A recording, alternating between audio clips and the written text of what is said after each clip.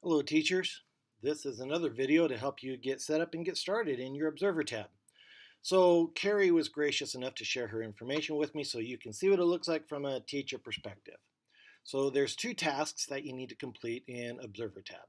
Task one is there's a self-assessment you have to complete.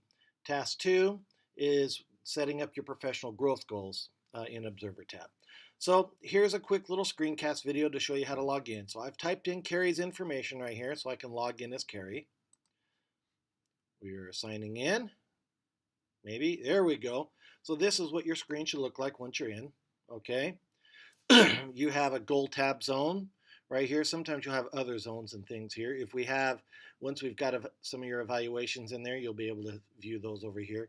But primarily what you're interested in today is you're interested in goal tab for teachers. There's two district items for you to look at. First is the educator self-assessment that you see right here. All right, and then there's also the educator professional growth plan. So with educator self-assessment, that's pretty basic. You need to start, it says you're set up to start a new one. You just click start.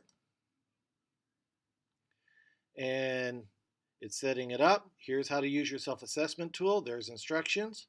And here's each piece. These are your 10 Utah Effective Educator standards.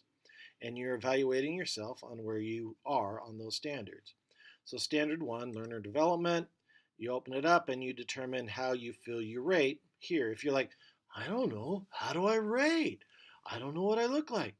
Well, if you hit the question mark box right here, it opens it up and it gives you a brief description of what it takes to meet each of these criteria.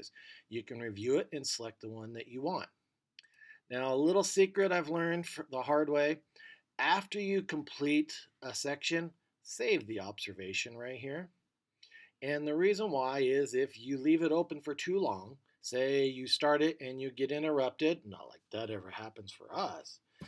When you come back to it, if it's been open too long, it may not take what you've put in. And sometimes you don't know that it didn't take.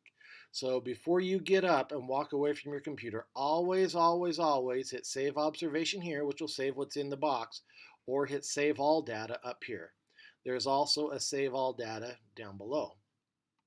Okay, once you've got this all done, so you've filled out all the areas, there's a summary in the notes. It tells you how you've ranked yourself for your average. Okay, when you get done here, submission and approval.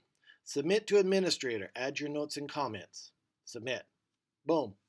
And then you'll have submitted it to your administrator. If you want to see the progress on it, it'll tell you right here whether it's pending or not. All right, so this is in a nutshell how to do your self-assessment. Okay, let's go ahead and head on back. Since we've already done all this, we'll save all the data. We didn't do anything, but this is what it looks like when it saves. And before you can see any of the numbers in the summaries and notes, you have to save. So if you open it up and there's no numbers, that means you didn't save. All right, so let's go back to home.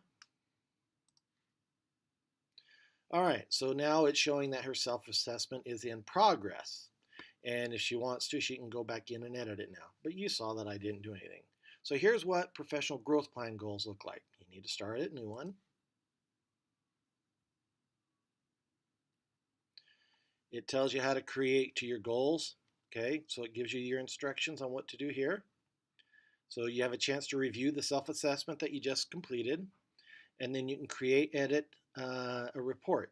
You're asked to do 2 goals. I repeat, 2 professional growth goals. Now, some people ask, wait a minute, I'm doing a slow goal and I'm doing a professional growth goal. What's the difference? I can explain it to you real simple. A slow goal is about student learning outcomes. It's about how are we going to measure what your students have learned and what are you going to be accountable for? Professional growth goals are about you as a professional teacher. So maybe your professional growth goal is I'm going to improve the way I teach phonics to my students. I'm going to improve this or that aspect of phonics instruction. So but then maybe your slow goal is student outcomes, student measurements of how they did on that. So here's just a couple of things to let you see how you could put them together. Thanks.